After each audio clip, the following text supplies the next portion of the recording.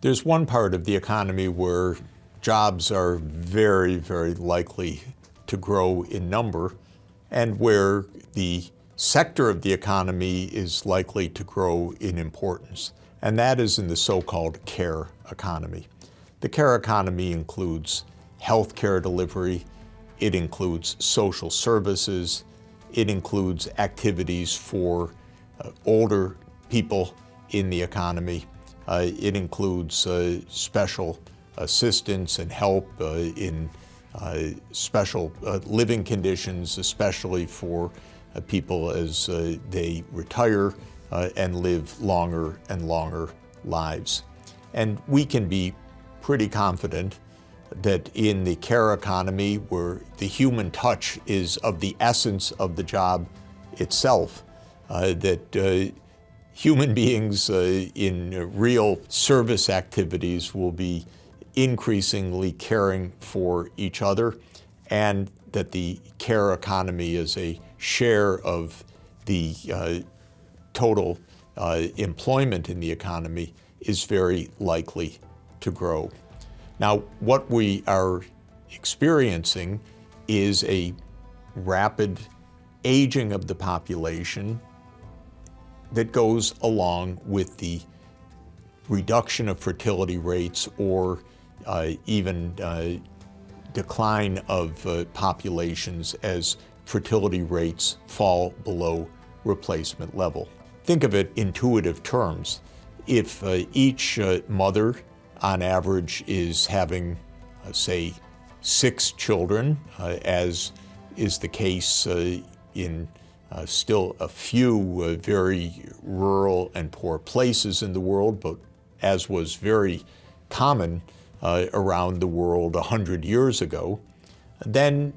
not only will the population be growing very rapidly, because each mother, after all, is having 3 daughters who will be the mothers of the next generation roughly 30 years from now, but on average the population is quite young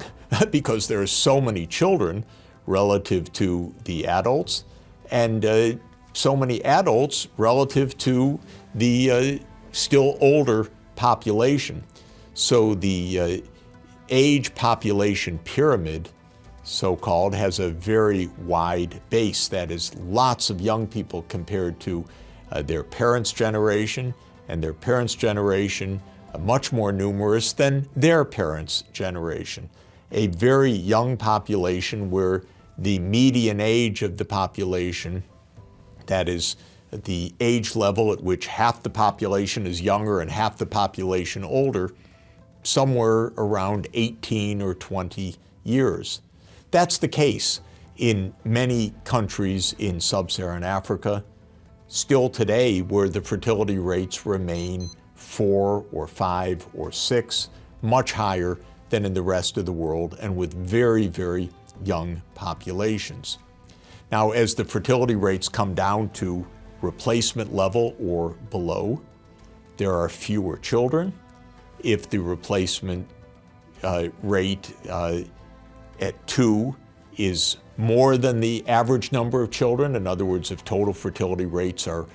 1.5 or 1.7 below the replacement rate, then there are fewer children than the parents, and perhaps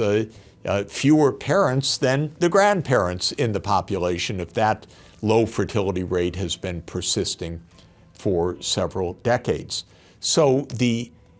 population age pyramid is inverted. More older people than younger people, as the population is in a process of gradual decline. And the result of that is not only a declining population, but a larger share of the population at older ages. In the economies today where fertility rates have been near replacement for a generation or more, it's typical that the median age is now between 35 and 40 years, or even above 40 years, as opposed to a median age of 20 years in the high fertility, rapid population growth economies. Add on the important fact that people are living longer, so that not only is the population age pyramid inverted because of low fertility, but because of longevity as well.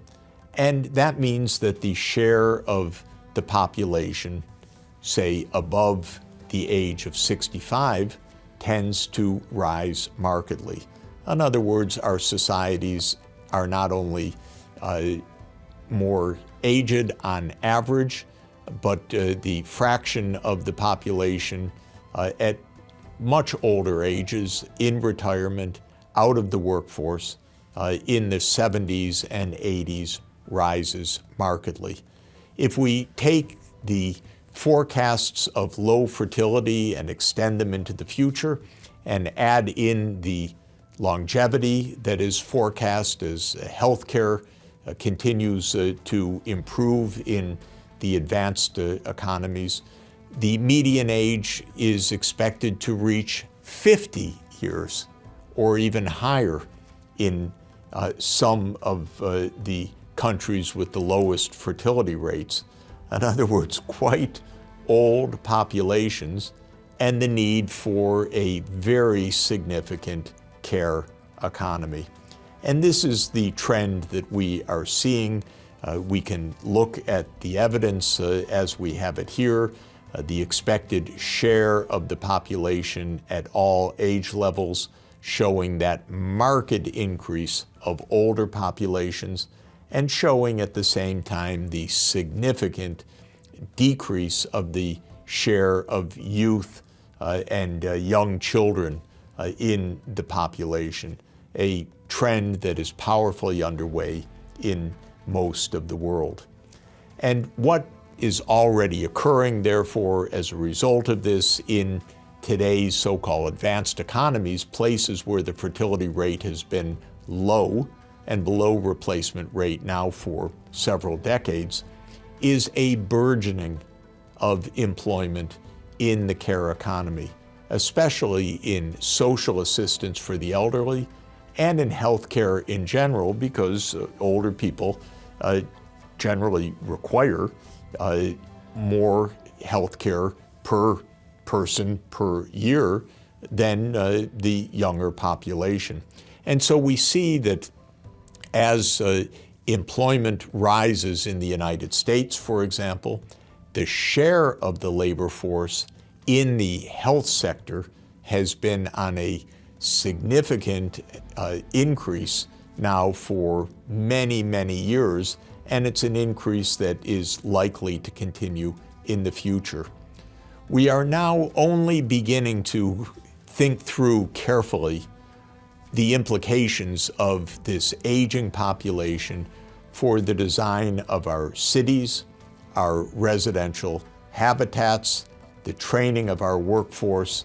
and the promotion of the care economy that will be needed for the well-being of more and more of the population. Some of the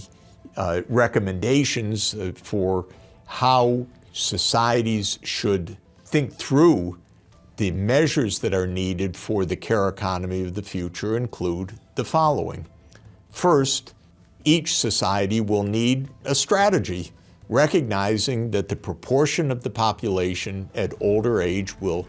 increase significantly, and that strategy should be to help ensure healthy lives and well-being of the older population.